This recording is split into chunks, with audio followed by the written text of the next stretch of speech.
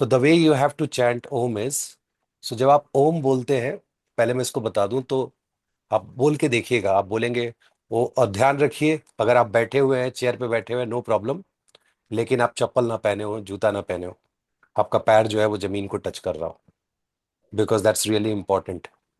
जब आप ओम बोलते हैं तो आपने ध्यान दिया होगा कि आपकी जो वॉइस है, जो जो भी है, वो यहाँ से आती है।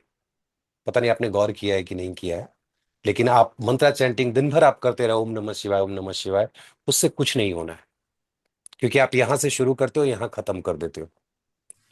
और सच्चाई ये है कि मूलाधार चक्रा से, जहां आप बैठते हो, जब मूलाधार चक्र आप जमीन पे रखते हो, वहां से जब टच होता है तो नाभि से आपकी आवाज आनी चाहिए। So Om is created like this, जिसको कि हमें प्रोनाउंस करना है।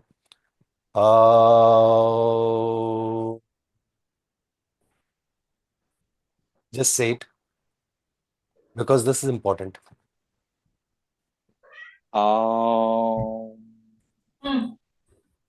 Om. या make sure that you are doing it, let's do it together. Om.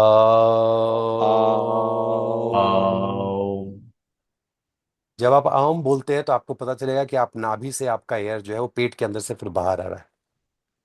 Just do it last time.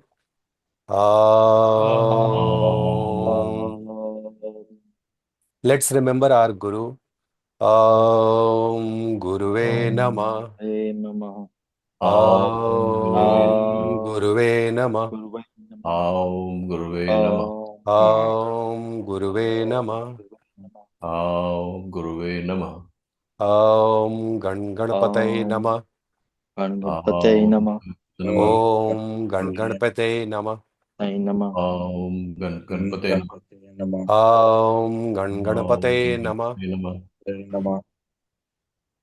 जब भी आप पढ़े, जब भी पढ़ने के लिए बैठे, कोशिश करें कि पहले आप ओम का जो है 3 बार रिपीट करें। उससे आपका जो ब्रीदिंग पैटर्न है, उसका जो 3 रिपीटेशन से काफी कुछ अलाइन होता है। गुरु को जरूर याद करें, आप सबके लिए बहुत इंपॉर्टेंट है कि हर दिन शावर लेने के बाद जब आप निकलते हैं, इफ पॉसिबल येलो फूल मिल जाए तो ठीक है, नहीं तो कोई भी फूल आप शिखा चक्र में हाथ लगा करके, यू जस्ट डू ओम गुरुवे नमः for 3 times, that is touching the feet of the guru. It will help improving your Jupiter in your chart. Let me see, somebody is trying to join. ठीक है। आज हम लोग, सबसे पहले मैं स्क्रीन शेयर करूंगा और बेसिक से हम लोग शुरू करेंगे। आप सबने इस तरह से चार्ट देखा होगा। चार्ट के जो फॉर्मेशन हम लोग बोलते हैं ज्योतिष में, ये अलग अलग टाइप के तीन तीन तरह के चार्ट आपने देखे होंगे। फिर अब तो और भी नए सर्कुलर में भी आने लगे हैं, बट बेसिकली इसको डायमंड चार्ट बोलते हैं, नॉर्थ इंडियन चार्ट बोलते हैं। दूसरा एक आपने स्क्वायर में देखा होगा, जो मैं फिर कभी दिखाऊंगा, जो साउथ इंडियन चार्ट है। और एक दोनों का जो कॉम्बिनेशन है, वो नॉर्थ ईस्ट इंडियन चार्ट है। जनरली मेरी कोशिश होती है कि जब भी मैं चार्ट क्रिएट करूं तो अगर पॉसिबल हो, खुद से बना रहा हूं तो बीच में गणपति का या ओम लिखा हुआ हो, because centre, you need to hold that centre point, that's really important. क्योंकि चार्ट का सेंटर अगर आप ईश्वर के ईश्वर उसको होल्ड नहीं करते हैं, you won't be able to read chart properly. इसलिए भी जो आपके नॉर्थ ईस्ट इंडियन चार्ट है, that is the best chart. अगर या फिर साउथ इंडियन जहाँ पे ओम लिखा हुआ है, that's the best chart. Even आप चंद्रकला नाड़ी पढ़ो तो नाड़ी टेक्स्ट इसी में से डिराइव्ड है। कुछ प्रिंसिपल्स उसमें ऐड किए गए हैं। किसी में D9 पे ज्यादा फोकस है, किसी में D10 के ऊपर ज्यादा फोकस है, नवांशा हो या दशमांशा हो, उसके ऊपर ज्यादा फोकस है। लेकिन ये सब डिराइव्ड जो है वो पराशरी से ही है। फिर एक अलग है, प्रश्न है। और प्रश्न क्यों है वो हम लोग जब प्रश्न पढ़ेंगे तो उसके ऊपर चर्चा करेंगे। लेकिन ये बताने के पीछे रीजन क्या है कि आपने पढ़ना सब कुछ है इस कोर्स में, लेकिन सबसे ज्यादा जरूरी जो है वो बेसिक क्लियर करना है। जैसे ये चार्ट से सब लोग फेमिलियर होंगे, जो नहीं होंगे वो बता देंगे। और प्लीज अनम्यूट कर लीजिए, इंटरेक्टिव रखिए क्लास को, हाँ ना बोलते रहिए, जैसे आप दादी नानी की कहानी सुनते थे उस तरह से। बिकॉज नहीं तो मुझे लगता है कि मैं वीडियो रिकॉर्ड कर रहा हूं, सो दैट्स नॉट गुड। यहां से शुरू करते हैं। आप फर्स्ट हाउस से लेकर के सेकंड हाउस, जो लोग नहीं जानते हैं, जब आप चार्ट बनाएंगे तो जो ये हाउस है, this this is called first house. फिर जहां 2H लिखा हुआ है सेकंड हाउस, थर्ड हाउस, इस तरह से रोटेट करते हुए आप 12th हाउस तक जाते हैं। बेसिकली ये जब देखेंगे तो विष्णु जी के सिर से लेकर के और पांव तलवा तक का ये पूरा का पूरा उनका पूरा शरीर है। बट जब मैं बोलता हूं ये विष्णु जी का शरीर है, इसको आप विष्णु चार्ट ना कंसिडर करें, क्योंकि Vishnu chart is D9 chart. फिर हम लोग जब पढ़ेंगे तो उसको मैं बताऊंगा कि Vishnu chart is D9 chart, जिसको जब नीच भंग की बात होगी तो उसमें भी एक्सप्लेन करूंगा। लेकिन ये आपके सर से लेकर के पैर तक ये पूरा जो है अलग अलग भाव है। हर भाव अपने आप में एक स्टोरी लेके बैठे हुए हैं। इस भाव का अभी तक सिर्फ इतना हमें पता है, फर्स्ट हाउस है, ये सेल्फ है, ये फैमिली है, ये वेल्थ है, ये सारी चीजें डिफाइंड होंगी, हम लोग देखेंगे। मैं आपको एक, let me open that also. अभी ये सन मार्स सैटर्न इस पे जाने की जरूरत नहीं है। जस्ट टू एक्सप्लेन कि जब मैं 12 भावों की बात करता हूँ, जो पहला भाव है वो सेल्फ होता है, इनिशिएटिव या सेल्फ इनिशिएटेड ड्रिवन होता है, quick, I me and myself, that is from first भावा, पहले भाव से। जब दूसरा, और बहुत सारी चीजें इसके अलावा है, दूसरे भाव से हम देखते हैं basic, family, wealth, speech, food, finance, creativity. Third house से न्यू इनिशिएटिव, करेज, आपका अडेप्टिव नेचर या अडेप्टेबल जो होता है जिसको हम लोग बोलते हैं, मीटिंग प्लेस है, सिबलिंग को देखते हैं, छोटे भाई बहन को। मॉडलिंग भी यहीं से होती है, शॉर्ट जर्नी आप यहाँ से देखते हैं। फोर्थ हाउस केयरिंग होता है। जब मैं केयर बोलता हूं तो जितनी भी चीजें हैं, चाहे वो मदर हो या आप नर्सिंग कह लीजिए, सोशल वर्क कर लीजिए, कह लीजिए, वो चीजें आप यहाँ से देखेंगे। डोमेस्टिक है, नेचर है, मदरलैंड है, vehicle, property, primary education. Remember, बहुत से लोग पांचवा घर बोलते हैं, primary education is fourth house. Then जब फिफ्थ हाउस हम लोग देखते हैं तो यहाँ पूर्व पुण्य बोलते हैं। हम हमेशा बोलते हैं, याद होगा, आप लोग सुनते होंगे, प्रारब्ध प्रारब्ध, six house is the house of प्रारब्ध, सब कुछ पास्ट लाइफ से आ रहा है। बट द रियलिटी इज कि जो फिफ्थ हाउस है वो आपका प्रारब्ध है, ये पूर्व पुण्य है, आपने पूर्व जन्म में क्या कर रखा है वो यहां से देखा जाता है। Next house is the sustenance of that house, उसको भी हम लोग पढ़ेंगे। उसके अलावा फॉलोअर्स आपके कितने हैं, पावर, अथॉरिटी, हॉबीज, मंत्रा, चिल्ड्रन, प्रोजनी। मैं सिर्फ प्रोजनी की बात कर रहा हूं, क्योंकि ये फर्स्ट चाइल्ड है, ये सेकंड चाइल्ड, थर्ड चाइल्ड, वो सब भी हम लोग देखेंगे। ये फिफ्थ हाउस से आप देखते हैं। सिक्स्थ हाउस, ऋण, रोग, शत्रु, ये तीन वर्ड अपने आप में काफी है डिफाइन करने के लिए। फिर उसमें मैटरनल, हार्ड वर्क, सर्विस वगैरह आप ऐड करते हैं। सेवेंथ में आप बिजनेस, आपके अलावा जो भी दुनिया है वो सेवेंथ हाउस है। This is I, me, myself, and this is other than me. Spouse, business, entertainment, collaboration, everything is seen, even justice seen from the seventh house. Eighth house in laws है, others, money, research, occult, investigation, death, accident. और यहाँ पे death को death के रूप में न ले, इसको लॉन्जिविटी है। तो लॉन्जिविटी अगर कम होगी, ऑब्वियसली खत्म हो जाएगी, तो डेथ होगी, उस पर्सपेक्टिव से ले, क्योंकि मैं व्यक्ता और अव्यक्ता का भी कॉन्सेप्ट क्लियर करूंगा। और सेल्स भी यहीं से देखते हैं। नौवां भाव जो है वो भाग्य का भाव है, एडवेंचर है, लॉन्ग डिस्टेंस ट्रैवल है, धर्मा, फादर, आपका फ्यूचर है। आशावादी जो लोग होते हैं या जो आशावादी देखते हैं वो नाइन से देखते हैं। रिलीजन है, रिलीजियस प्लेसेस हैं, एंड हायर एजुकेशन है। Tenth house karma, ambition, career, goal, hard work. 11th house gain, social circle, elder sibling, just आपसे जो बड़ा है। ये analysis, logical thinking, strategic thinking और स्ट्रैटेजिक एनालिसिस, वो 11th हाउस के पास है, because this house is owned by Rahu. And then expenses, foreign travel, then behind, what is behind you, and then partners entry, social work, donation, and mystical things, that is seen from the 12th house. Do we need to remember it? No, we don't need to remember. Slowly आपको बात करते करते और practice करते करते जब हम लोग क्लास में प्रैक्टिस करेंगे तो आपको याद हो जाएगा। सिर्फ अभी हमने इंट्रो के लिए बताया कि ये भाव ऐसे बताते हैं, लेकिन हमें आज भाव पढ़ना ही नहीं है। लेकिन कितने ऐसे लोग हैं जिनको ग्रहों के बारे में बेसिक अंडरस्टैंडिंग नहीं है? कोई ऐसा है जिनको मैं इन 9 ग्रहों के बारे में बोलूं तो उसकी बेसिक अंडरस्टैंडिंग नहीं है? और अगर अगर Guruji, Jairam here. I definitely need a bit of primer on grahas ठीक basics. ठीक है। अ, चलिए ठीक है, अब शुरू करते हैं इसको। और मैं फिर वापस इस चार्ट के ऊपर आऊंगा। जो लोग वीडियो ऑन कर रहे हैं, अच्छी बात है, कम से वीडियो ऑन रहना चाहिए, चेहरा देखने में बनता है। सूर्य से शुरू करते हैं। और सूर्य के बारे में कौन बताएगा आप में से? क्योंकि जयराम के अलावा किसी ने तो कुछ बोला नहीं, इसका मतलब मान के चलता हूं कि आप सब एटलीस्ट ग्रहों के बारे में जानते हैं।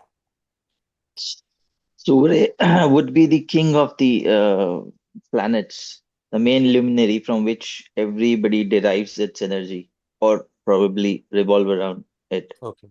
ओके। और कुछ? It will represent in the living significance. It represents your father, probably, okay. or somebody like father-like figure. Okay. Also represents your inner soul, actual soul. Hmm. Good. और कोई? Uh, it represents also gives you can identify about a person's fame from the soul, from the sun. Hmm. From the sun, if the what could be the fame of the person? Hmm. Probably that's what I know. Okay, good. Anyone else? Lineage, honor, ठीक है। the ego, hmm. ahankar, hmm. um, इसलिए उन्होंने cover कर दिया I think. और कोई किसी के दिमाग में कुछ आ रहा हो? I think the basic is the purpose of life. Okay. जब भी हम सूर्य की बात करते हैं, जब हम सूर्य को देखते हैं, तो एक आग का गोला देखते हैं जो सुबह में शुरू होता है, जिसको हमें दिखाई देता है सूर्योदय के समय, और सूर्यास्त के समय जो है फिर हमें उसके बाद उसको नहीं नहीं देख पाते हैं। और ये डेली का नियम है, एक सुबह सूर्योदय होना और सूर्यास्त होना। तो एक ऐसे आग के गोले की बात करें जो बहुत डिसिप्लिन्ड है, यार सुबह वो उगता है और शाम में डूब जाता है। हम जिस सूर्य की बात कर रहे हैं, जिस आग के गोले की बात कर रहे हैं, बिना उसके संसार में कोई भी जीवन पॉसिबल ही नहीं है। आप चाहे आप धरती पे मान लीजिए आपके पास पौधा है, पानी है, डालते रहिए पानी, अगर सूर्य की रोशनी नहीं पड़ती है तो वो सब कुछ खत्म हो जाता है। सूर्य, हम फादर फिगर बोलते हैं, तो फादर कैसे बिहेव करते हैं, मैं बार बार ये एग्जांपल देता हूं हर एक क्लास में। सूर्य इज ऑल अबाउट डिसिप्लिन। सुबह में फादर आके बोलते हैं, उठो, स्कूल जाना है तुम्हें, कॉलेज जाना है तुम्हें। The graha which is responsible to make sure that you go and work is Surya. That doesn't mean कि अगर सूर्य खराब हो तो ये आदमी काम नहीं करेगा, but that is one way to look at Surya. Surya, अच्छा सन जो है, चूंकि सब उनके इर्द गिर्द है, जब आपके इर्द गिर्द सब कुछ होता है तो आपके अंदर एक ईगो आ जाता है, अहंकार आ जाता है। तो सन जो है वो अपने आप में ईगो भी है। सन जलाते भी है, उनके नजदीक आप नहीं जा सकते। दूर से तो ठीक है आप, लेकिन सन के नजदीक जब जाएंगे तो आप जल जाएंगे। तो ये सन है। सन जो है वो, पिता को आपने कभी देखा है बच्चों को गोद में लेकर के 24/7 2-4 साल रहते हुए? नहीं। सिंगल, वो अकेला कहीं बैठा हुआ है, वो दिन भर काम कर रहा है, पैसे ला रहा है, फीलिंग्स तो है लेकिन कभी एक्सप्रेस नहीं कर पा रहा है। दैट इज सन। सन अगर आपके चार्ट में किसी रिलेटिव को दिखा दे तो आप कह सकते हैं कि अरे ये व्यक्ति जो है वो अकेला रहने वाला होगा, not necessarily good at expressing feelings and all that. तो सन को इस दृष्टिकोण से आपको देखना है। नाउ व्हेन आई से, अच्छा वो जो राजा वाली बात करी है ना, वो हमेशा आपको ध्यान में रखना है। एक इमेजिनेशन आपके दिमाग में, एक पिक्चर होनी चाहिए कि राजा बैठा है, फिर रानी बैठी है, प्रिंस बैठे हुए हैं, फिर उसके मंत्री बैठे हुए, सलाहकार, मार्स बैठा हुआ है, सेनापति। जब ये दिमाग में रहेगा ना वो राज दरबार, तो उससे आपको बहुत आसानी होगी ग्रहों को। और जब आप ग्रहों के कंजंक्शन को देख रहे होंगे ना, दो प्लैनेट एक साथ बैठे हैं, सूर्य बृहस्पति बैठे हैं, तो सूर्य यहां बैठे हैं मेन गद्दी के ऊपर, बृहस्पति उस लाइन में बैठे हैं, कुछ सलाह दे रहे हैं, तो क्या क्या होगा? इसका मतलब है कि सूर्य और जुपिटर साथ में हो तो सन जो है वो जुपिटर की बात मानेंगे। जुपिटर अच्छे कंडीशन में है तो आपको नेम फेम जो है वो आपके नॉलेज की वजह से आएगा। सो दैट आई एक्सप्लेन जब हम लोग कंजंक्शन पढ़ेंगे तो। लेकिन उस राज दरबार को दिमाग में रखना है। What about moon? Liquid cash. That's liquid cash. सही है. Mind. Represents your mother, your inner mind or inner emotions. Okay. Nourishment, society, hmm. Represents your taste in the food, hmm. probably, hmm. or also depicts your travels, possibly, or change of place, possibly. I don't know, but I mean, it's. वो क्या दिखाता है वो छोड़ते हैं कि मतलब change of place, मतलब रिजल्ट में नहीं जाएंगे. हम सिर्फ चंद्रमा को समझने की कोशिश करेंगे कि जैसे So चंद्रमा आप सुनते Water. हैं. हम्म. Water. ठीक है.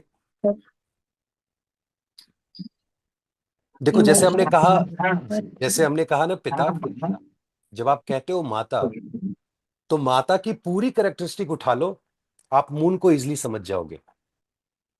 एक केयर करने वाली लेडी, एक बार में एक से ज्यादा काम करने वाली लेडी, बच्चे को स्कूल भेज रही है, हस्बैंड के कपड़े जो है वो ठीक करके रख रही है कि तुम भी चले जाओ, उसका भी लंच बॉक्स. मून जो है वो, इसका मतलब है mind multiple things at A time. आपने माँ को देखा होगा, वो जो आप बोलते हो ना, वो चावल के डब्बे में पैसा रखते हुए, जो आप लिक्विड कैश की बात कर रहे हो, शी इज गुड एट. तो मून जो है वो आपकी सेविंग को भी रिप्रेजेंट करता है. मून खराब हो जाए तो सेविंग नहीं होगी, तो moon is also related with saving. लेकिन सबसे ज्यादा क्या है कि दिन भर जब सूर्य काम कराते हैं आपसे, और शाम में जब थक हार करके आप घर आते हो, तो माँ कहती है आ जाओ बैठो. वो अपने आंचल से आपका चेहरा पोंछ के एक गिलास पानी देती है, खा ले बेटा, सो जा बेटा, and all that. That is real moon. और आपके जीवन का जो आधार है ना, वो मून है. Why I am saying so, because जब हम इमोशन की बात करते हैं, आपने देखा होगा अपनी माँ को जब पिताजी से जब लड़ती होंगी, या अपनी पत्नी को, तो आज के मैटर पे लड़ाई नहीं होती है. वो लड़ाई होती है 7 बरस पहले फरवरी के महीने में आपने क्या कहा था, वहां से शुरुआत होती है. वो आपकी माँ हो, आपकी पत्नी हो, कोई भी हो, दैट इज डिफॉल्ट नेचर. उसको अदरवाइज है. What does it mean? past, mother is good eight carrying past. वो चीजें याद रहती, वो इमोशन है. Moon is good eight carrying past. तभी तो आप राशि से देखते हो, मून साइन से देखते हो, जो बहुत सारे जो ट्रांजिट वगैरह देखते हो, क्योंकि मून ही आपके प्रारब्ध से चीजों को यहां लाके कैरी कर रहा है. क्योंकि आपके चार्ट का जो फाउंडेशन है, वो मून की जो 27 पत्नियां हैं, नक्षत्र, उनके बेसिस पे है, जो आगे चल के हम पढ़ेंगे. तो मून को आपने जैसे ही कहा कि इमोशन है. अच्छा, वाटर, हम जैसे ही जयराम ने कहा कि ये वाटर है, वाटर क्या करता है? फ्लो करता है. मन क्या है? मन भी तो वैसे ही चलता है, विचार भी वैसे ही फ्लो करते हैं. There is no control to it, and that is the biggest problem with moon. There is no control to it. Moon को Fluctuation. 27 पत्नी के बाद 28वीं चाहिए, उनको उस पर भी कंट्रोल नहीं था. So moon is good at making mistakes when you don't have control. तो वो चाहे पैसा हो चाहे इमोशन हो, जब कंट्रोल नहीं होगा तो आपको प्रॉब्लम होगी ही होगी. सर और मैं जस्ट मिनट, हम्म, जैसे मून अगर अच्छा है तो मिस्टेक्स करेगा, मून अगर अच्छा नहीं नहीं है तो? नहीं, मून अगर अच्छा नहीं है तो मिस्टेक्स करेगा. मून अगर ओके. अच्छा है तो आप चीजों को व्यवस्थित करके चलेंगे. आपके प्रारब्ध में आपने अच्छा कर रखा हो, इसलिए मून इस लाइफ में आपको अच्छा मिला है. आपका मेंटल सेटअप अच्छा होगा. ठीक है. और अभी सिर्फ ग्रहों को ऊपर ऊपर पढ़ रहे हैं हम लोग, ये जस्ट मतलब ऐसे ही ताकि आपको समझ में आए जो आज बताने वाला हूं. अब इसके बाद जुपिटर को देखते हैं. उस राज दरबार में जुपिटर जो है वो मंत्री बैठे हुए हैं. क्या है Sir, जुपिटर? हाँ जी. sir, one question. Wherever moon will sit, so will you always assess it as a fluctuating nature within that house, or depending whether it's good or bad, हाँ, or वो हम always लोग fluctuate? नहीं, Bad man. वो हम लोग देखेंगे बाद में. That's पक्षा fine. That's पक्षा बला के आधार पे कि मून जो okay. है वो पूर्णिमा का है या अमावस्या की तरफ का है. Okay. लेकिन चाहे वो मून पूर्णिमा का हो चाहे अमावस्या का हो, उसका नेचर 2.5 दिन में घर बदलने का है. Fluctuation. मतलब वो फ्लक्चुएशन तो रहेगा ही रहेगा. वो रहेगा. फ्लक्चुएशन आपके ऊपर कितना निगेटिवली इंपैक्ट करेगा या कितना पॉजिटिव होगा. जैसे for example, just to explain, moon अगर अच्छा है आपका और मेरा खराब है, अंतर क्या है? आप एसआईपी कर रहे हो, 2.5 दिन में चेंज कर रहा है. आप हम्म. मंथली इन्वेस्टमेंट कर रहे हो, शॉर्ट टर्म में, मैं भी इन्वेस्ट कर रहा हूं, आप जहां लगाओगे आप पैसा कमाओगे, मैं जहां लगाऊंगा वहां पैसा कमाऊंगा, इतना ही है। लगाएंगे दोनों मंथली में ही लगा रहे हैं। या वो पहले सहारा का चलता था ना, डेली 100 रुपया दो, दैट इज रियल मून। वो शाम में एजेंट आता, तब तो बंद हो गया। जो 90s वाले इंडिया में लोग हैं उनको पता होगा, तो उनको पता उस समय सहारा ने स्टार्ट किया था ये business. So that is moon. वो नहीं करते हैं। हर व्यक्ति जब गलती करता है तो उस समय एक अंदर से आवाज आती है कि ये गलत है, ही और she knows it very well. तो जो एक वो आवाज आती है ना, वो गुरु है, because that is your inner wisdom, जो आपको अंदर से आपके गुरु के ब्लेसिंग से मिल रही है। सो गुरु इज, और पूरे ज्योतिष में आप जब देखेंगे तो सेविंग ग्रेस जो है हम जुपिटर को लेके चलते हैं, और इसलिए कहा जाता है कि जो सेविंग ग्रेस है, जिस दिन अगर वो मारने पे आ जाए तो उसकी कोई रेमेडी नहीं है। अगर जुपिटर किल करने पे आ गए तो सॉरी, उसके बाद कोई एस्ट्रोलॉजर कोई रेमेडी नहीं दे पाएगा। उसके बाद सीधा एक ही रेमेडी है, जाइए लॉर्ड शिवा के पास बैठे रहिए, माँ दुर्गा के पास बैठे रहिए, रोते रहिए। इफ दे फील लाइक कि चलो आपने कुछ अच्छा कर्म कर रखा है, they will save you, otherwise ये स्टोन और वो पूजा पाठ कुछ काम नहीं करने वाला। ठीक है, दैट इज जुपिटर। जुपिटर को आप हायर एजुकेशन से देखते हैं, तो जिस हायर एजुकेशन की मैं बात कर रहा हूं, क्योंकि जुपिटर को ये आपके एमफिल डीफिल से कोई लेना देना है नहीं। Jupiter is all about higher education, is related to spiritual knowledge. ये जो आपकी जो टेक्निकल पढ़ाई सब होती है ना, जो आप ग्रेजुएशन और फिर मास्टर्स वगैरह कर लेते हैं, ये सारे प्लैनेट कैपेबल है कराने के। डोंट वरी, नाइन्थ लॉर्ड कोई बनेगा वो आपको हायर एजुकेशन दे देगा।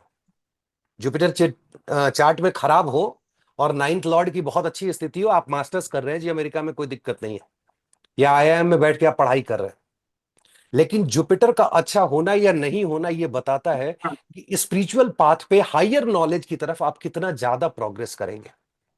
Because that is real Jupiter, that is because blessing is all about coming from spirituality, nothing to do with the materialistic world.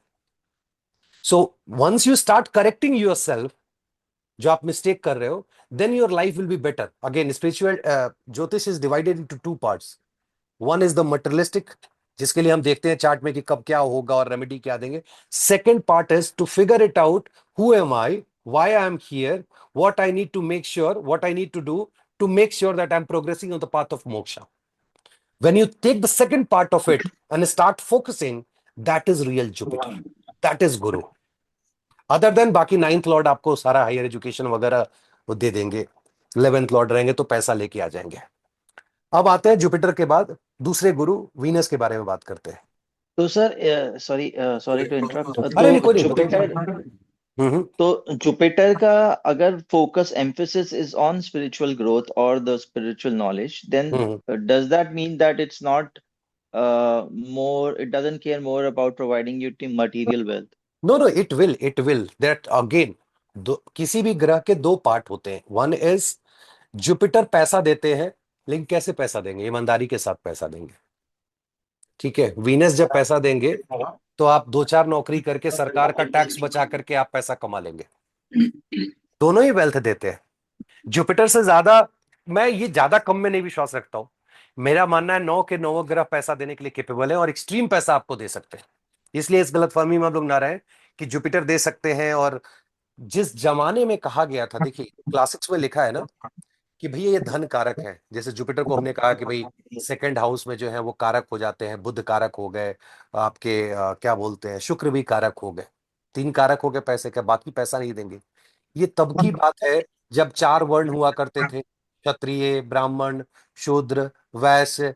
एक पढ़ा करके या राजा के बगल में बैठ करके पैसे कमा रहा है, एक वॉरियर है वो कमा रहा है, एक बिजनेस करके कमा रहा है। तो कह दिया यार ये बिजनेस करके कमा सकता है, ये पढ़ा के कमा सकता है, ये राजा को सलाह देके कमा सकता है। देश काल पात्र के हिसाब से जब काल बदला तो चीजें बदल गई। आज आप जितने भी सीईओ देख रहे हो, मैंने कितने अच्छे से एक्सप्लेन किया। सन सुनने में लगा ना कि ये सारे सीईओ सन वाले होंगे, 90% सन वाले नहीं है। ये सारे 90% सैटर्न वाले।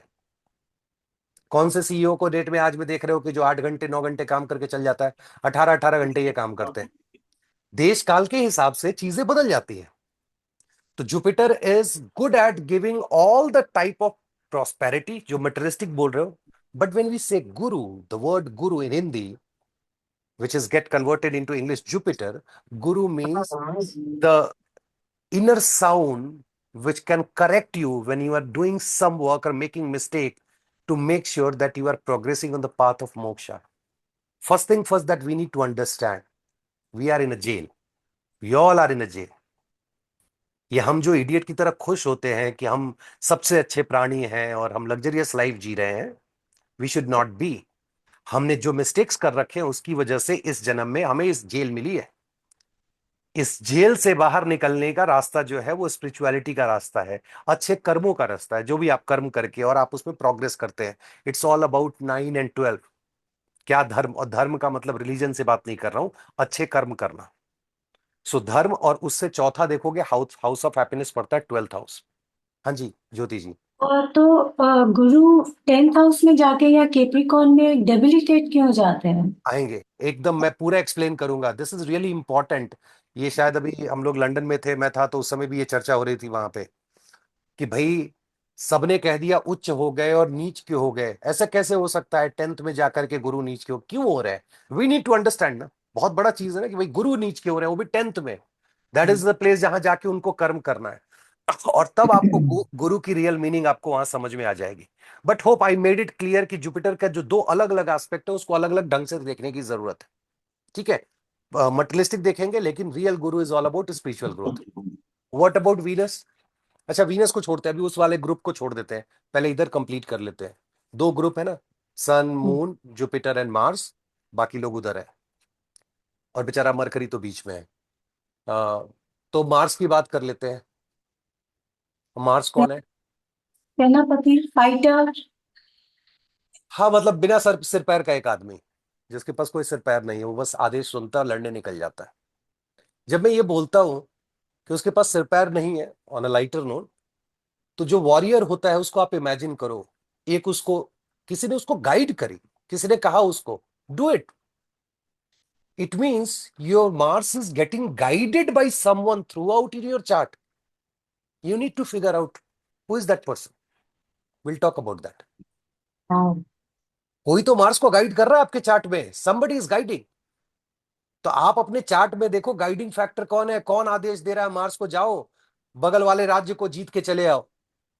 अब एक मेरे पिताजी बराबर, वो हिस्ट्री जब पढ़ता था मैं एनडीए की तैयारी के लिए, तो वो कहते थे समुद्रगुप्त बड़ा अच्छा राजा था, 12 साल घोड़े के पीठ पे बैठा हुआ था, विनर्स ऑफ 100 वॉर्स उसको बोलते हैं.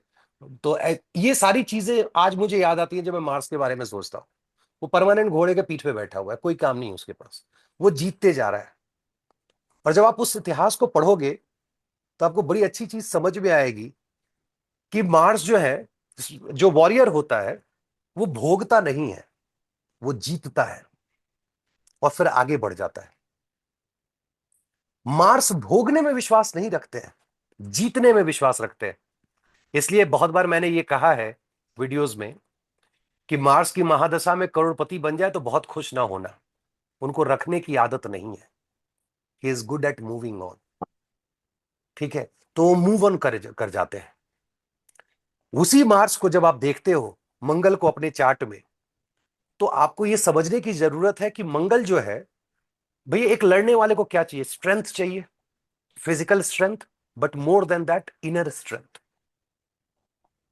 आज मैं मतलब घर पे बात हो रही थी, हम लोग लंच कर रहे थे, मैं बेटा पत्नी. पत्नी हमारे इतिहास में चली गई, हम इतिहास में बहुत अच्छे थे नहीं, मतलब 10th-12th में बहुत बदमाश हुआ करते थे, उल्टा सीधा काम किया करते थे. तो वो लगी बेटे को इतिहास बताने, पता पापा ऐसे थे, ये गुंडा वाला काम करते थे, वो करते थे. मैं बोला देख यार, इतना दुबला पतला शरीर का आदमी, मैं क्या किसी को मारने वाला, मारपीट में मैं क्या रहूंगा. तो बेटा कहता है कि जानते हैं जितना ये दुबला पतला दिखता है ना, सबसे खुरापाती वही लोग होता है, अंदर से बहुत स्ट्रांग होता है. ये जो बाहर से दिख रहे हैं ना ताकतवर, जरूरी नहीं कि उनके पास ताकत हो. Why I am just recalling that statement, because Mars is all about inner strength.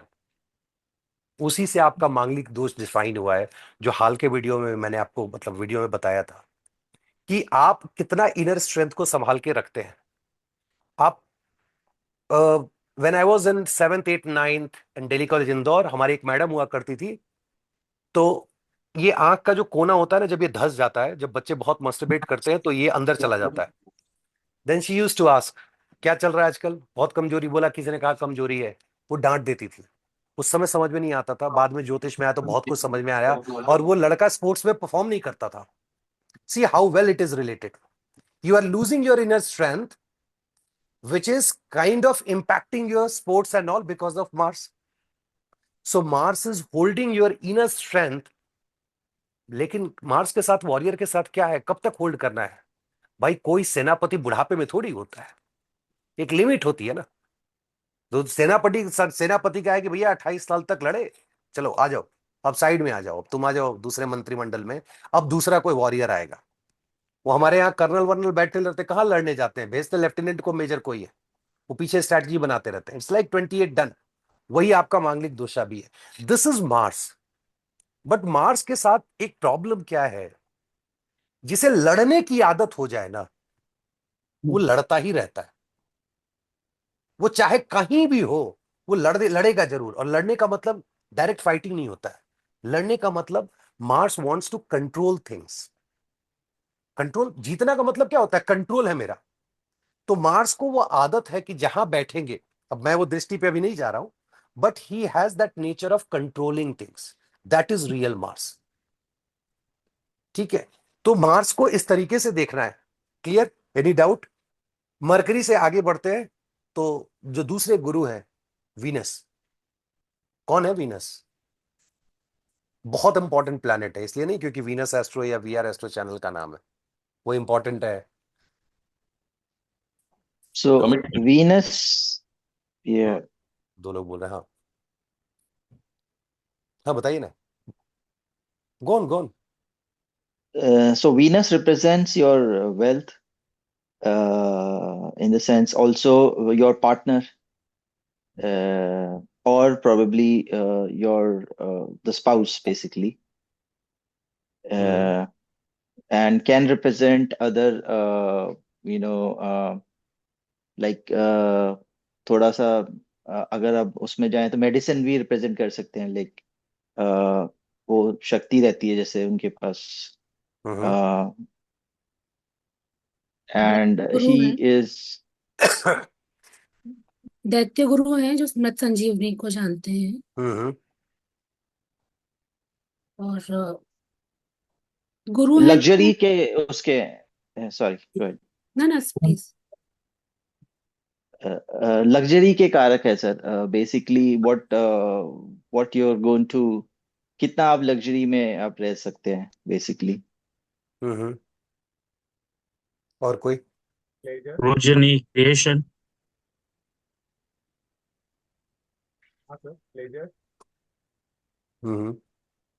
Laser और आर्ट, अच्छा, women relationship, आर्ट। देखो, वीनस जब भी आप सुनोगे तो आपको, जैसे मैंने जुपिटर के बारे में कहा, मेरी आवाज सुनाई दे रही है ना? जी।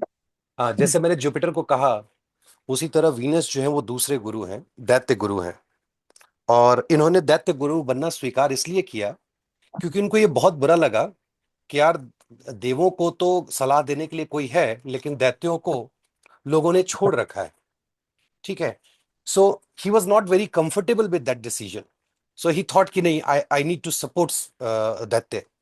मतलब आप जब वीनस को सोचते हो तो एक ऐसे व्यक्ति की कल्पना करो जो जिसको हम लोग हिंदी में बोलते हैं ना, दुत्कारा हुआ हो, नकारा हुआ हो, जिसको नेग्लेक्ट किया हुआ हो। जब उसको सपोर्ट करने की बात आएगी ना, Venus is really good at supporting that person. तो वो गुरु इस तरीके से, और उनकी खासियत क्या है, उनके पास मृत संजीवनी है। और चूंकि दैत्य गुरु है तो मटेरियलिस्टिक प्लेजर जितना है उनके पास है। भाई, दैत्यों को क्या चाहिए? ठीक है, आप जुपिटर हैं, गुरु हैं, स्पिरिचुअलिटी है। दैत्यों को कोई स्पिरिचुअलिटी अभी नहीं चाहिए भाई। उनको तो आप 2100 साल जीने के लिए बोल दो, 500 महिला पुरुष एक साथ रह रहे हो, संबंध बना रहे हो, पैसा आ रहा है, बढ़िया भोजन मिल रहा है, all that is there. But that doesn't mean कि Venus is nothing to do with spirituality. Venus is also connected with spirituality, क्योंकि उन्होंने इसीलिए दानवों का, दैत्यों का हाथ थामा था कि इनके जीवन को अच्छा बना सके। इसलिए नहीं कि इनको और राक्षस से राक्षसी प्रवृत्ति और बढ़ाते चले जाए, but because he entered into that space, so people start looking at us, that गुरु है, but he was mostly focused on materialistic part of it. ये मृत संजीवनी अपने आप में बहुत इंपॉर्टेंट है।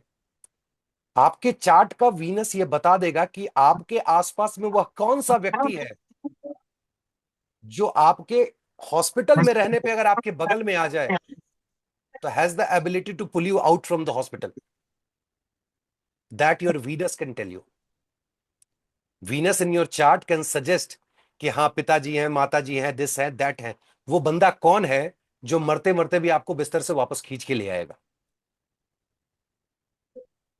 पैसा, फाइनेंस, ये जो जो फाइनेंस हम लोग देखते हैं, वीनस इज ऑल्सो इंपॉर्टेंट क्योंकि उनका जो एग्जॉल्टेशन प्लेस है 12th house. This is really important to understand. Venus spouse नहीं है जी, मैं बार बार कहता हूं। आपकी स्पाउस जो है या आपके स्पाउस जो है वो 7th लॉर्ड है। वीनस मैरिज भी नहीं है, मतलब ये नहीं कि शादी है। Venus is all about the reaction which is the chemical reaction which is happening in your brain which encourages you to get attracted towards someone, जिसको देखते लगे अरे वाह फैंटास्टिक, ये मेरी गर्लफ्रेंड हो सकती है क्या, मैं इससे प्यार करने लगा हूं, इसी के साथ जीना मरना है। that feeling for that particular moment that came from Venus, जो ये फिजिकल अट्रैक्शन है, बिकॉज जब आप देखते हो तो आप किसी व्यक्ति को थोड़ी कुछ जानते हो, that comes from Venus। क्योंकि जो पहली नजर में आपने देखा और आपने कहा कि इसके साथ चाहे सोना हो चाहे जिंदगी बितानी हो, whatsoever, that is Venus। and next step from Venus is to moon। next is आप मून में जाते हो। moon is your mind, somebody will sit in your mind, and then Jupiter has to bless you to make sure that person becomes a partner of your life। बिना Jupiter के blessing के कुछ नहीं होने वाला है। पूरे भारतवर्ष में पानी में हल्दी मिला मिला करके नहाते हैं लोग शादी करने के लिए, और जब पूछो कि शादी कौन है तो बोलेगा वीनस है। तो बोलो चंदन मिला के नहाने के लिए, काहे को फिर वो हल्दी मिला के? बिकॉज द रियलिटी इज कि जो आपके जुपिटर है वो मैरिज है। वीनस भी कारक है, उससे भी हम लोग देखते हैं लड़के के चार्ट में वीनस को, लड़की के चार्ट में मार्स को, but that is Venus energy and Mars energy, that female energy that towards that you get attracted. और मार्स लड़की के चार्ट में कि मार्शियन एनर्जी दैट लड़की देख के अट्रैक्ट होती है। But Venus is all about, क्योंकि वीनस का एजेंडा बहुत क्लियर है, बच्चा पैदा करते हैं। उनका एक ही एजेंडा है, वीनस को छोड़ दिया जाए तो बच्चा, क्यों बच्चा पैदा करते हैं? Have you ever thought of? बहुत सिंपल लाइन है, वीनस 12th हाउस में है, बेड प्लेजर है, बेड प्लेस है, ये प्रोजेनी की लॉन्जेविटी है, तो भाई बहुत सारे बच्चा पैदा करेंगे। Why Venus is associated with two many kids, या जो हम बेबी की बात करते हैं? कोई भी देखो, जब मैं सवाल पूछ लूं तो समझना कि सिगरेट पी रहा हूं, आई एम रिलैक्स, ठीक है? प्रोक्रिएशन। हाँ, क्यों? मतलब मैं ये समझने, हाँ नहीं आप ये मुझे, गो ahead, first you complete। The procreation, the fact itself, the basic role of, I would say, the sperm is to procreate। वीर्य जो बोलते हैं ना, शुक्र। करेक्ट। नहीं देखो सर, वीर हमारे अंदर भी है और आपके अंदर भी है। किसी ने 5 बच्चे पैदा किए, किसी ने 3 बच्चे, किसी ने 2, किसी ने 1। क्वेश्चन ये उठता है, और ये जो आपने वीर वाली बात कही है ना, I will explain that's a beautiful concept, कि कैसे आत्मा जो है वो शरीर के अंदर में एंटर करती है माँ के गर्भ से होते हुए। Beautiful concept, I will talk about that. But why Venus is all about producing babies? To create lineage।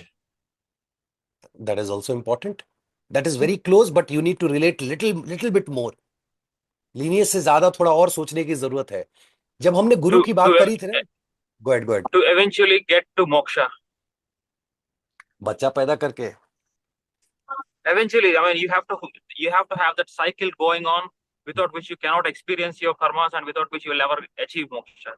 हाँ मतलब that's a different concept, Jairam, that's really good, because until unless you have your spouse, if that is in your bhagya, for example, you have to go through that pain, and then childbirth, वो बच्चे होते हैं और वो Karma cancellation होता है, and then you move towards moksha। That's a concept, but my focus was to explain why Venus is related with producing babies.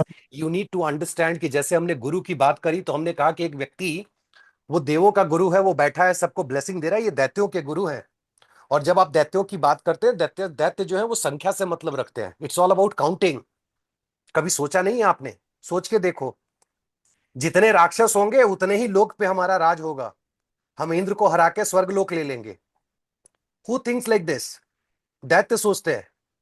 तो दैत्य गुरु जो है वो बैठे हुए हैं। दूसरा कॉन्सेप्ट ये है कि 12th हाउस में एग्जॉल्ट होते हैं, विल टॉक अबाउट दैट। लेकिन 12th हाउस में जो एग्जॉल्टेशन प्लेस है उनका, वो ऋषियों का प्लेस है। और ऋषियों के अंदर भी एक जो है ना, उनके अंदर एक लालच होती है कि जितना बच्चा पैदा होगा उतने ज्यादा ऋषि आएंगे इस संसार में। बिकॉज ऋषि तो लिमिटेड है ना, वो खुद तो बच्चा पैदा करते नहीं, लेकिन आपके और हमारे जो बच्चे हैं उनमें से कोई ऋषि बन जाए, वो उनके लिए वो चाहते हैं कि ज्यादा मैक्सिमम बच्चे पैदा हो, मैक्सिमम ऋषिज हो। लेकिन वो दैत्यों के गुरु है, इसलिए प्रोड्यूसिंग बेबीज में उनका बहुत ज्यादा मतलब उनका इंटरेस्ट होता है। सैटर्न की कहानी आप सबको पता है ना। सैटर्न जब पैदा हुए थे, उनकी माता जी छोड़ के चली गई थी, ठीक है, और एक डुप्लीकेट माता रह गई थी। बाद में इनको पता चला, गुस्से में। तो एक ऐसा व्यक्ति जिसने अपने जीवन में धोखा देखा हो बचपन में, उसको धोखा नहीं पसंद आता है। मतलब क्या है कि वो कोशिश करता है कि जो धार्मिक चीजें हैं, जो धर्म के हिसाब से जो सही हो, उसको फॉलो किया जाए। अगर आप चार्ट पे भी देखेंगे तो उनको 10th हाउस मिला हुआ है, कैप्रिकॉन, जो कि सेकंड है 9th हाउस से। सो धर्मा का सस्टेनेंस जो है वो शनिदेव के पास है। शनिदेव डिसिप्लिन नहीं है जी। ये इस गलत फहमी में ना रहे कि शनिदेव डिसिप्लिन्ड है। अगर डिसिप्लिन्ड होते तो उनको 7th हाउस एग्जॉल्टेशन नहीं मिलता, क्योंकि 7th हाउस एंटरटेनमेंट का हाउस होता है। कंटिन्यूअस डूइंग वर्क, तीन कंटिन्यूएशन जो बोलते हैं ना काम का, वो शनिदेव है। 7th house is house of entertainment, जो फिल्म इंडस्ट्री को दिखाती है, जहां कोई डिसिप्लिन नहीं है। शाहरुख से पूछो तो बोलता है कि सुबह के 3 बजे तक काम कर रहा था। That's not discipline. Discipline, when you start at certain time and end at certain time, you are a smart worker like Sun. Saturn is all about making sure that you are performing your karma, you are finishing your job. ठीक है। तो वो जो एक word है, जैसे शायद अभिनव किसी ने कहा, द कर्म itself, and कर्म it means whatever we are doing day to day, minute to minute, second to second, that is Saturn. Saturn का जो वो पैर जो हम लोग देखते हैं कि एक पैर जो है डिफॉर्मिटी है, इसकी वजह से वो ठीक है लंगड़ा करके चलते हैं। आपने सुना होगा सैटर्न का चेहरा मत देखो शनिदेव का, तो पैर देखो, तो पीठ देखो। इन सब चीजों में नहीं पड़ना है। शनिदेव को इससे कोई मतलब नहीं आप उनका क्या देख रहे हैं। शनिदेव को इससे मतलब है कि आप क्या कर्म परफॉर्म कर रहे हैं। Are you performing the right karmas? Why it is important? तो The shadowy planet, sir, with having no physical significance, and Rahu is basically represents something which is giving an explosive growth. Very, very smart and more latest new age technological, services, like, for example, anything related to internet or IT based, internet based services, artificial intelligence represented by Rahu. Rahu is Extremely greedy. Okay, greedy, Yes. Okay, And boundary पार करना. ठीक है, आपको London लेके चला गया। मतलब जुगाड़ लगाना बेसिकली, मतलब बाय हुक और crook. Okay, Out of box. Represents foreign element also. what is the biggest desire of Rahu? to have a body. To rebirth. So biggest देखो, एक दो वर्ड है, भोगा एंड मोक्षा। भोगा is with Rahu, moksha is with Ketu. Rahu's biggest desire is that rebirth, nothing else. And rebirth can only happen through making mistakes. You can only make mistakes when you run behind making big things और things bigger. If it is small, वो अभी flight पे मन नहीं लग रहा था, मैं सिंघम मूवी देख रहा था, वो अजय देवगन कहता है मेरी जरूरत कम है इसलिए मेरे अंदर दम है. यू हैव योर लिमिटेशन, आपकी चाहते कम है, कोई फर्क नहीं पड़ता है. राहु रीबर्थ के चक्कर में आपसे मिस्टेक करवाने के लिए जहां बैठे हो, जहां दृष्टियां हो, जब मौका लगता है आपसे, जो इस काम में भी आप काम को बढ़ाने की बात करते हैं, रिलेशनशिप मल्टीप्लाई करो, काम मल्टीप्लाई करो, पैसा मल्टीप्लाई करो, anything, he is just making sure that you make mistakes. अभी आप गए, कोई कंपनी खोल दिया, पांच पांच लोगों को हायर कर लिया, एक बंदा उसमें 100 रुपए पाने लायक था, आप बिजनेसमैन हो, आप उसको 80 दोगे, 20 रुपए का आपने मिस्टेक कर दिया. अब इस 20 रुपए को चुकता करने के लिए you have to take rebirth. Rahu is happy. Oh my God, this guy is making mistakes. I'll expand his business so that he can hire another 10,000 people. और वहां पे वो मिस्टेक करे.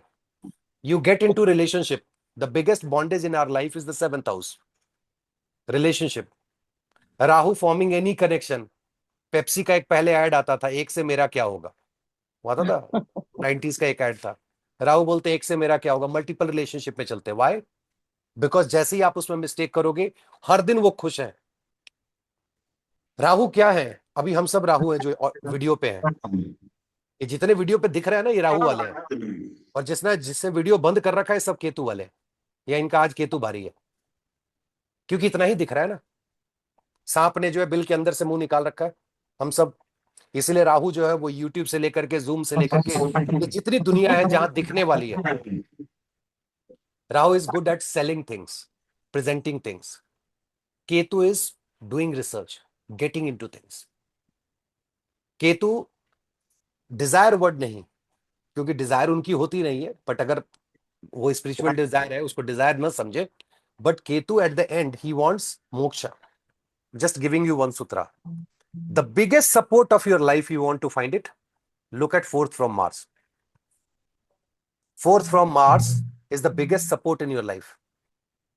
अगर वो घर अच्छा है, उसका मालिक अच्छा है, you will get support. Otherwise support system आपका हिला हुआ है. वो अगर लग्न हो तो हाँ, आप ही है सपोर्ट सिस्टम.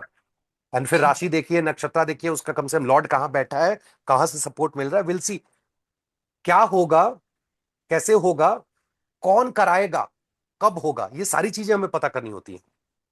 रिजल्ट देखने का मतलब है ना, कौन कराएगा. मैं विदेश पढ़ने जाऊंगा, किसकी वजह से पढ़ने जाऊंगा, कौन पैसा पे करेगा, दैट इज इंपॉर्टेंट. मैं हॉस्पिटल में हूं, ठीक करके बाहर कोई ले आएगा, कौन है वो बंदा जी, कौन है आपको हॉस्पिटल से लेके आएगा. एक हॉस्पिटल पहुंचाता है एक बेटा, और दूसरा बेटा हॉस्पिटल से लेके आता है, because one is not ready to spend money. ठीक है, आपका 4th हाउस बहुत स्ट्रांग है, बहुत अच्छा है, और फिफ्थ के साथ मैत्री भी है, तो पहला बच्चा पैसा खर्च करने के मूड में नहीं है. छठा आपका खराब पड़ रहा है, तो देख रहे हो कि दूसरा बच्चा जो है पैसा खर्च करने को तैयार है. और छठा जो है 12वें के अपोजिट में पड़ता है, आपका 12वां हॉस्पिटलाइजेशन है. आप कर सकते हो, अच्छा जब आप बीमार पड़ोगे, आपका दूसरा बच्चा जो है वो आपको हॉस्पिटल में बिल पे करके बाहर लेकर के आएगा. पहला नहीं लाएगा जी, वो हॉस्पिटल पहुंचा देगा वो अपनी जगह पे. तो you have to see that. वो एक एक चीज आपको देखनी होगी ना. इसलिए मैंने कहा कि बड़ी बोरिंग सब्जेक्ट है, क्योंकि क्यूरियोसिटी होती है कि आज की आज प्रेडिक्ट कर दो, बट पेशेंस चाहिए, धीरे धीरे सब चीजें खुलती हैं. मैं राहु केतु के बारे में बात कर रहा था. Rahu Ketu is the most important planet in your chart today, क्योंकि वो कलयुग है. कलयुग में बिना राहु और केतु के आप नहीं चल सकते. Why? If you want materialistic, जिसको बोलते हैं ना रियल मटेरियलिस्टिक वेल्थ और bliss, that will come from Rahu. Again another sutra, 11th from Rahu. If you are using that house, you will create wealth. 11th, but सीधा नहीं, उल्टा चलना है राहु के केस में, उल्टा. ठीक है. Next, Ketu. Ketu is all about looking inward. Ketu आप जैसा बोलते ना, जीवा, जीव कारक, प्राण वायु. बट ये जो प्राण वायु का जो आधार है ना हमारे शरीर का, पूरे शरीर का जो आधार है, वो केतु होल्ड करते हैं, क्योंकि बिकॉज केतु इज योर मूलाधार चक्र. जिस व्यक्ति का मूलाधार चक्र हिल जाएगा ना, वो उसके बाकी चक्र मिसअलाइन हो जाएंगे और वो गलत कर बैठेगा, उसकी उसकी तबीयत खराब होगी, पीड़ा होगी, बहुत तरह की प्रॉब्लम आएगी। So Ketu is really most important, one of the most important planet in your chart. And Ketu का एक, राहु तो हम सब जानते हैं, लेकिन केतु के केस में एक समझ लीजिए, केतु का एक ही इंटरेस्ट है, खत्म करो कर्मा। राहु का है शुरू करो नया कर्मा। मेरे से कंसल्टेशन में लोग पूछते हैं, या आप लोग भी ये जानने की कोशिश करते होंगे कि मेरी पत्नी, एक व्यक्ति ने पूछा भी था, मेरी पत्नी प्रारब्ध से आई है या इस जन्म की है? बहुत अच्छा क्वेश्चन है। पहले लाइन में सुनने में क्या लगता है, सब प्रारब्ध से आ रहा है, लेकिन ये जरूरी नहीं है।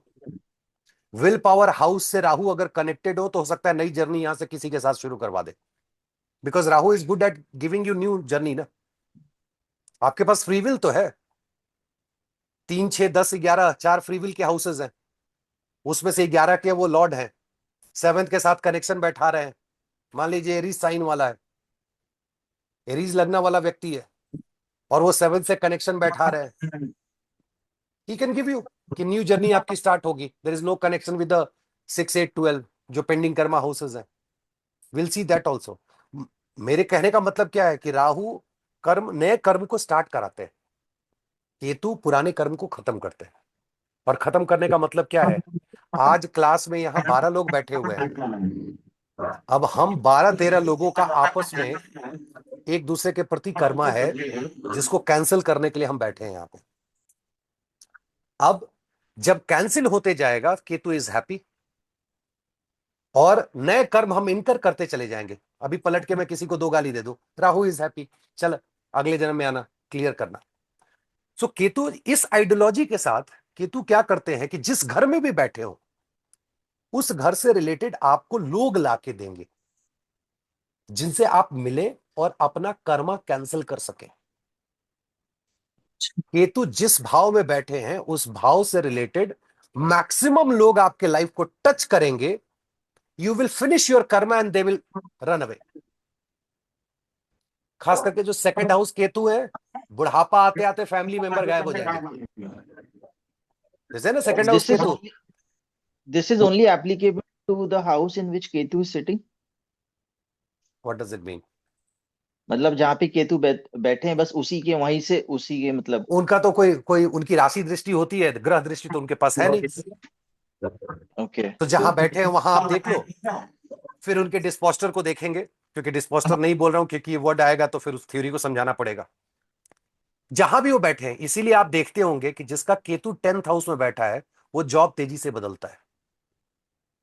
जिसके 4th हाउस में बैठ जाए ना, वो तुरंत से रेंट वाले घर पे रहेगा और बदलते रहेगा, नया मकान मालिक, नया मकान मालिक।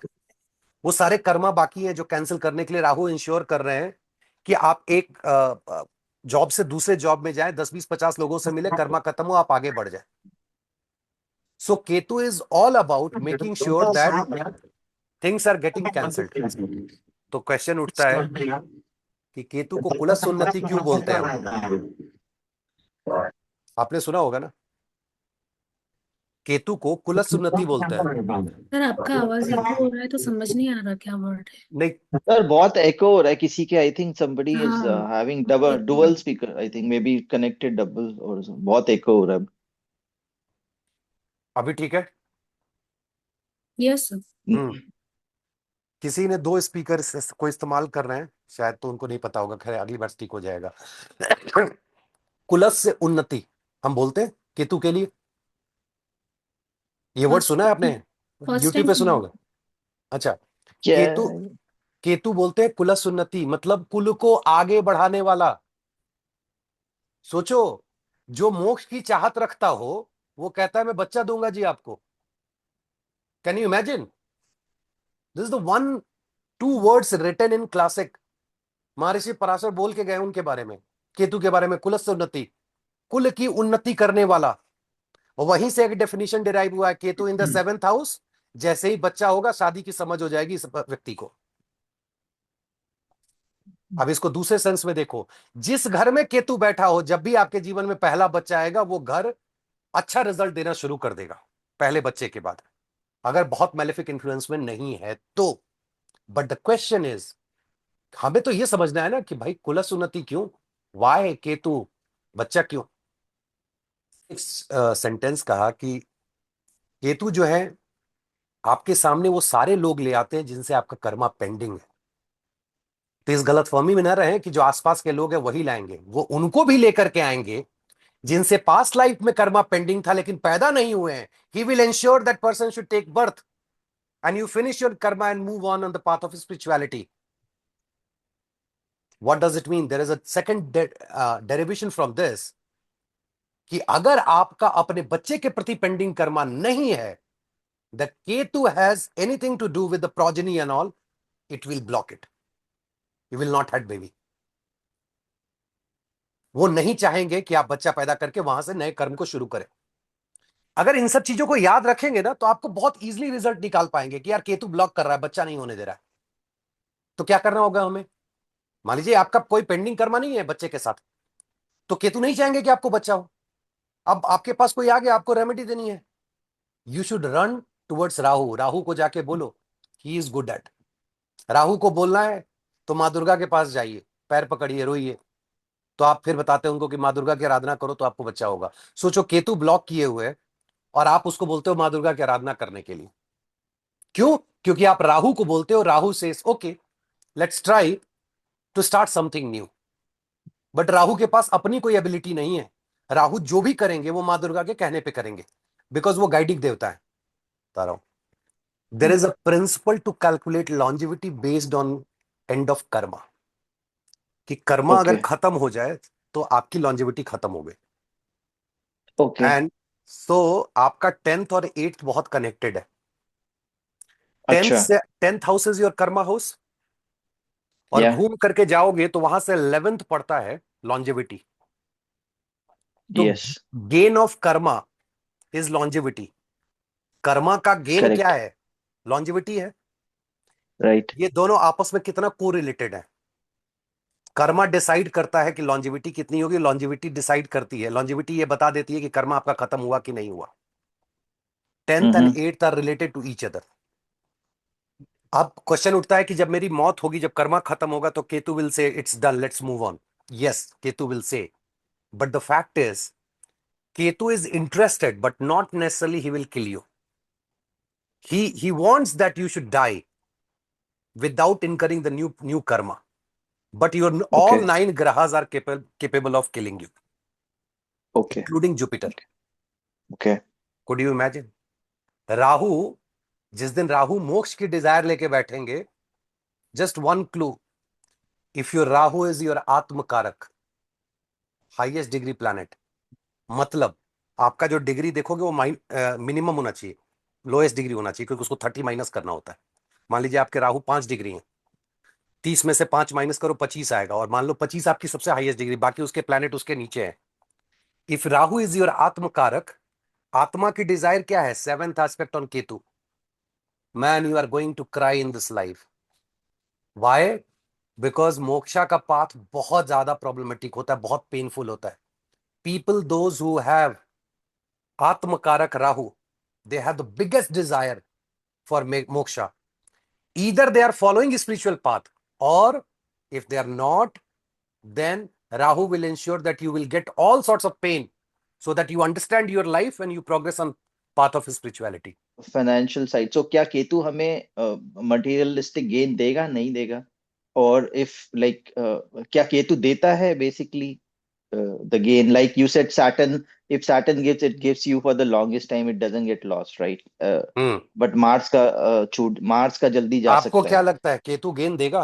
Because we are discussing planet, we need to understand, क्या केतु गेन देगा?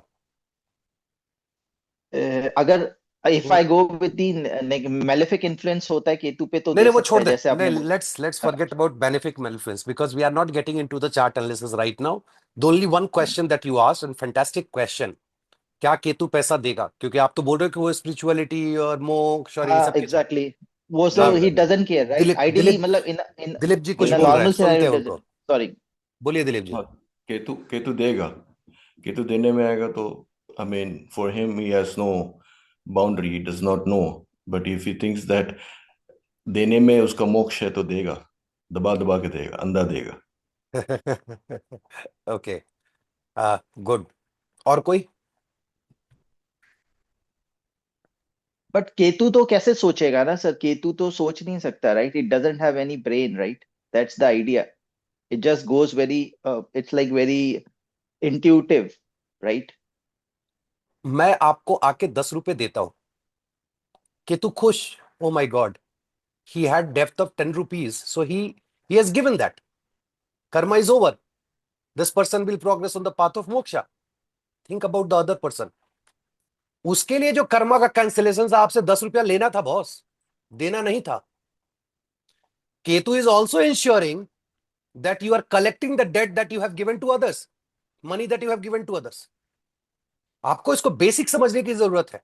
वो तो सब जानता है कि सारे प्लैनेट पैसा देते हैं, क्यों देंगे? What does it mean? कि केतु का जो पैसा होता है ना, वो कैसे आएगा, कब आएगा, कहां से आएगा, it's really hard to evaluate. वो आपको Okay. पता ही नहीं चलता है, क्योंकि वो पास्ट लाइफ का डेट होता है जो आपने किसी को दे रखा है. जब वो पे बैक होता है ना, देन यू डोंट डू. आपको लगता है ये बड़ा इजीली आ गया यार, मैं तो इतना मेहनत भी नहीं किया था, मेरी सैलरी इतनी कैसे मिल रही है. बहुत से लोग से पूछो कंपनी में, अगर ऑनेस्टी के साथ बताएंगे तो बोलेंगे मैं तो इतना काम करता नहीं, मेरे को इतना पैसा आ कहां से रहा है. मेरा से ऐसा होता है. आपको होता है? देखो ये केतु वाले बैठे हुए.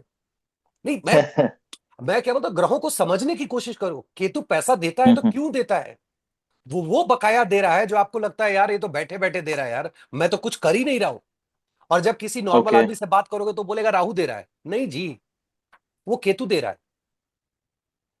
Okay. क्योंकि राहु के पास जो हाउस है ना, वो 11th हाउस है. वो किसका सस्टेनेंस है? वो 10th का सस्टेनेंस है. कर्मा करो और पैसा कमाओ. कर्मा करोगे तब तो गलती ठीक है. करोगे, पैसा भी देंगे तुमको.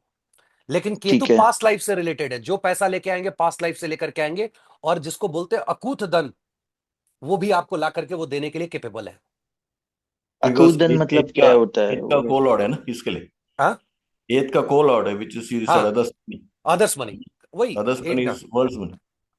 अदर्स मनी उसको मतलब बोलते हैं अदर्स मनी, बट केतु के केस में अदर्स मनी नहीं, आप ही का पैसा है कभी और के जन्म का, वो मिल रहा है इस जन्म.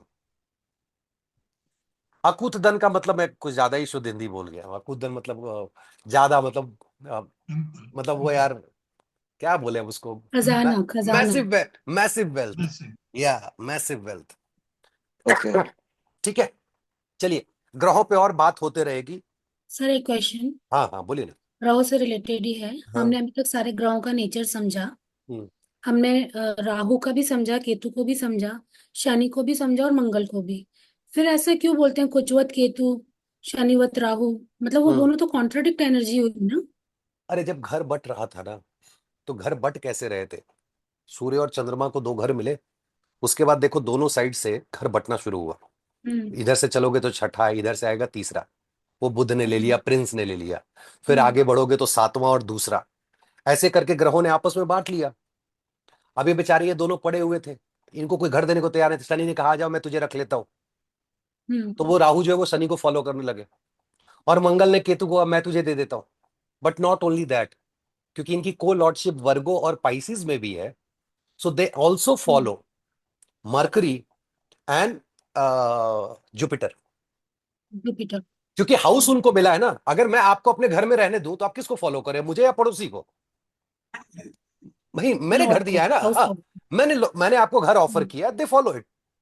इसीलिए आप देखते होंगे बहुत सारे किताबों में आपने पढ़ा होगा कि राहु की रेमेडी के लिए लोग मरकरी का जेमस्टोन देते हैं. या. राहु की रेमेडी के लिए मरकरी का जेमस्टोन देते हैं. ठीक है, वो देना चाहिए नहीं देना चाहिए, वो तो मैं बहुत क्लियर हूं, नहीं देना चाहिए, अलग चीज है वो. बट देते हैं लोग. क्यों? कि राहु जो है मरकरी से अच्छा जाते हैं, उसके घर को शेयर करते हैं. और केतु को ठीक करने के लिए जुपिटर का सहारा लिया जाता है, क्योंकि वो पाइसिस के को लॉर्ड है. तो भैया अगर जाके उसके बोलता हूँ लैंडलॉर्ड को जाके बोलो या हाउस लॉर्ड को, वो डंडा दिखाएगा तो ये ठीक हो जाएंगे दोनों. बिकॉज यू हैव टू सी. अभी मैं किसी और क्लास में समझा रहा था कि रेमेडी के लिए, जस्ट वन लाइन, रेमेडी के लिए ये जरूरी होता है समझना कि इस प्लैनेट की रेमेडी उच्च नाथ से होगी कि नीच नाथ से होगी. उच्च नाथ जो उसको एग्जॉल्ट करा रहा है, नीच नाथ जो उसको नीच करा रहा है. किससे होगी पहले ये समझना है. इसको प्यार से करना है या डरा के करना है? क्योंकि उच्च नाथ उसको और ऊंचा लेके जाएगा.